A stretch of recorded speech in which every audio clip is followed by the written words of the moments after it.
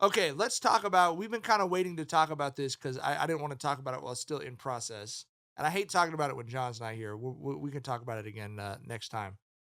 It does appear close to final that TNT is losing the NBA, and it does appear that it is more likely than not that as a result, Inside the NBA will be ending. We've spent plenty of time talking about how much we love that show on our podcast. I think it's I think it's the best sports show I've ever seen. I honestly think it's one of the best shows of any type on television. It's one of the only what I always loved about listening to Jenkins and Jones before I was on it. It's one of the only places that sounds natural and sounds like a Mhm. real actual conversation that they don't force stuff. And when they do try to force it, when someone tries to force them on something, they make fun of it, you know? So I actually was really sad about this yesterday to where I don't want to do an emotional tweet thread about it or whatever, but I'm really genuinely heartbroken about it. What do you think, Tyler? And is there hope that there's a way to make it happen through another production company or something like that? Yeah. It it broke my heart too. But like the bittersweet thing is we're at least getting a farewell season next year Yeah. before we know how shit really, really for sure shakes down if it's like the final curtain call. And I just cannot imagine a more entertaining person in media than Chuck on his on a going away tour, right? Like I feel like he's gonna let that shit fly at sometimes. But yeah, it's just I feel like, inside the NBA, the criticism that it received was it wasn't criticism that I really gave a fuck about. I don't know how to put it any more simpler than that. It was criticism that I did not give a fuck about. It was like, "Oh, we need more in-depth analysis. We need, guys who aren't really, buddy buddy like this, who aren't joking. Like we need these games to be taken more seriously." No, we fucking don't. I'm telling you this as an East Coast person who these games are wrapping up at 1 a.m. and I'm usually high eating bagel bites. I do not I need to hear in-depth breakdowns of elevator screens, bro. I need to see Shaq threatening to beat Chuck's ass if he interrupts him again, and then right. continuing with this point, right? Like that's the shit I want, bro. Like I do not look. I don't want to call motherfuckers losers. I do not want to cast that wide of a brush on Call people. these motherfuckers losers. But I feel like this. I feel like if you don't see the allure of inside the NBA, you're someone who doesn't talk basketball with your friends, right? You're someone who wants this shit to be. And I'm not at all diminishing what they do because I feel like inside the NBA gets a bad rap because I feel like they do some in-depth analysis and breakdowns, right? Like Totally agree. like when Kenny goes to that fucking board, he gives you some in-depth shit, right? Yeah. But I feel like the people who are just like, "Oh, the analysis isn't deep enough." It's like, "Bro, do you not talk basketball with your friends where the main goal isn't necessarily to fucking have an exchange of ideas, it's to have a good fucking conversation and maybe a laugh or here or two, right?" Tyler, if I'm at your house watching basketball, how many times are we saying the words pin down screen to each other, bro? Like, you know what I mean? Just like, Right. yeah. Like No, and I say this because I'm not putting down the super in-depth analysis that goes on with basketball. And I feel like there's so many avenues you can go to find that. Like I'm a big fucking fan of the dunker spot with Nikias, yeah. dunking and I love fucking like the low post with Zach Lowe and shit. And bro, there's so many places you can go to get that. But I feel like, bro, we are watching this shit and these games are wrapping up at 1 a.m. Let's have fun with this shit. Right. Like, and I feel like that is the allure of Inside the NBA. They had fucking fun. It's friends talking about a fucking childhood game that people are making millions of dollars off of, and Right. they're making great money off it, and their friends having fun with it and talking about it. Like I said, I do think that they get a bad rap, like their analysis isn't deep enough, which I think is bullshit. But bro, above all else, they wanted to package that shit where it's where it is a fun way to digest it. And I feel like I don't know if there's another sports show out there, about another basketball show out here that is focused on giving us, fun analysis like they Yeah. are. No, I think you hit it on the head, which is it's always been miscast as a sports show. And you know, they're not they don't go quite to the extent that we do. They're not doing the beast bracket or you know, they're not doing full like off script stuff. But the difference between the NFL where it's your Sunday and then in the playoffs it's your Saturday and your Sunday or whatever is you hit it on the head. This is not a sports show, it's a talk show. It's Conan O'Brien, it's The Mhm. Tonight Show. It's who are the guys you want to hang out with at 10 o'clock, 1 o'clock, whatever it is, 4 or 5 nights a week.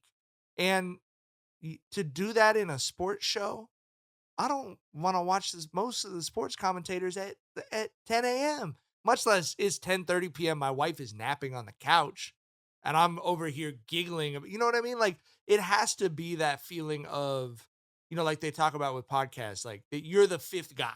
It has to be that feeling of, oh, I'm excited to have you guys in my house tonight.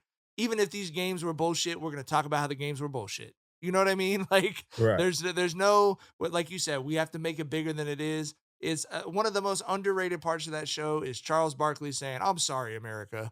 You know, when they have a bad game. Like I love that, bro. Like they don't make it bigger than it is. They have fun. The only thing I've ever disliked about it is when, you know, sometimes Shaq or Chuck will go a little too far in my opinion on not giving the young guys their flowers or whatever. That's the only time I've ever had any kind of a negative reaction to the show. And even then, that's genuine to who those guys are. And so I Mhm. enjoy who they are and I'm comfortable with that. Even if it's like I can agree with some of the criticisms of like we should be celebrating some of these guys a little bit more. But yeah, you said I don't have anything else to say. You said everything I have to say about it. I hope they find a way to do it.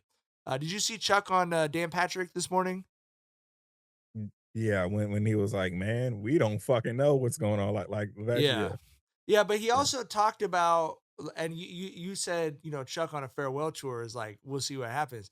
He said on Dan Patrick today, he said the people I work for screwed this up.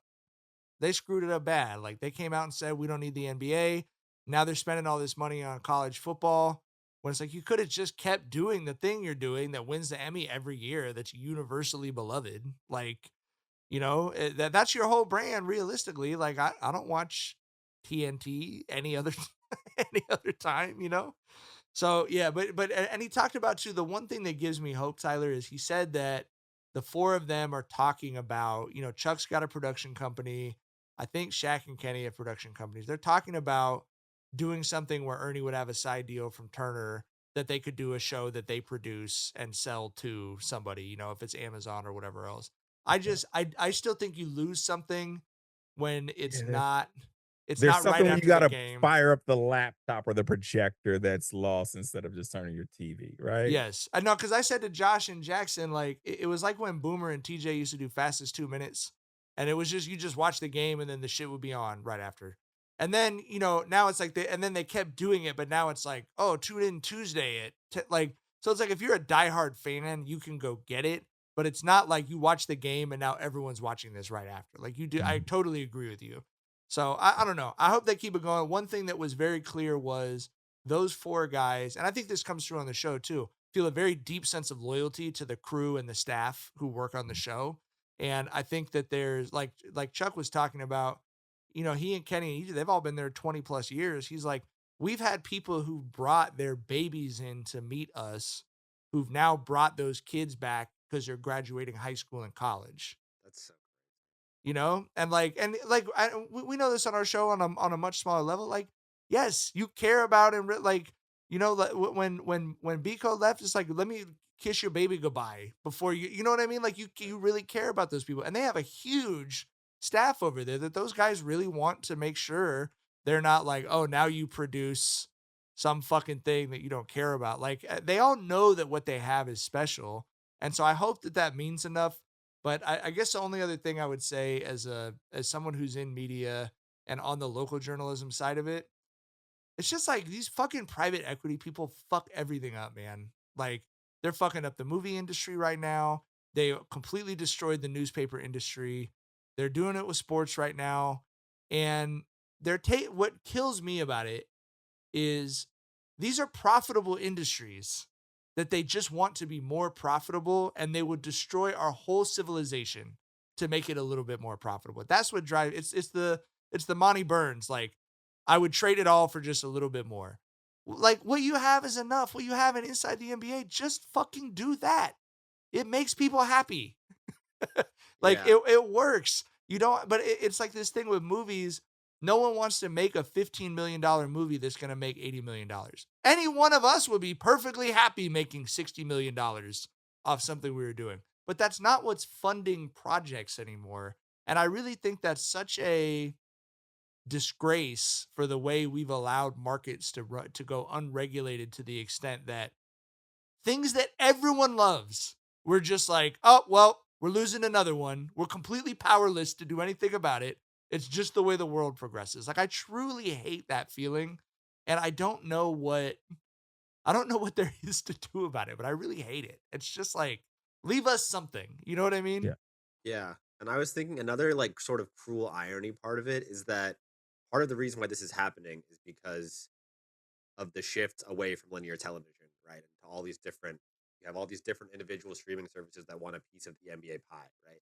And it's like that is both a reason that this is happening. It's also a reason that we need this more than ever. To Tyler's Yeah. point, if you want elevator screen, pin down, double drag screen analysis, there's like 50,000 of those accounts on YouTube. And there's like 100 good ones. Right. So like there's plenty of Yeah, that it's some content. really good But there's in-depth like analysis out two here, bro. shows Yeah. where there's like have high level former NBA players from different generations hanging out as if they're in your house. Right. Like there's one or two of those.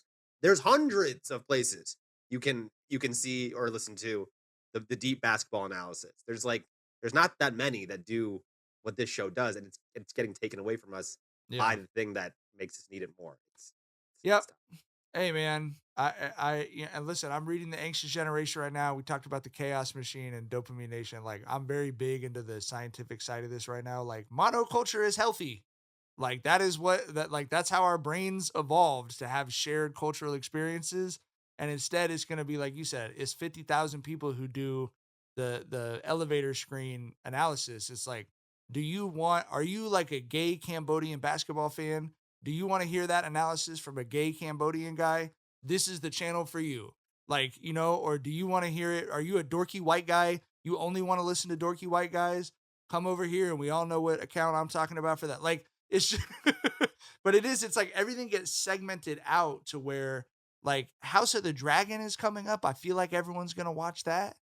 But there's just not much left that's like everyone's getting together and watching it. And this show to me is the best example of that. So We're this close to crowning an NBA champ, and with the action heating up on the court, it's even hotter at DraftKings Sportsbook, an official sports betting partner of the NBA. There are only 4 teams left, and DraftKings Sportsbook has you covered with same-game parlays, live betting, odd boosts, and so much more. Think the T-Wolves will continue their hot streak? Or maybe you feel that the Pacers' Cinderella run continues. Throw up to $1,500 with DraftKings no sweat bet. New customers can deposit at least $5 and you'll get a bonus bet back equal to your first bet if it doesn't hit. download the DraftKings Sportsbook app now and use code Jenkins. That's code Jenkins, Jenkins, for new customers to get a no sweat bet up to $1,500 if your first bet doesn't hit. Only on DraftKings. The crown is yours.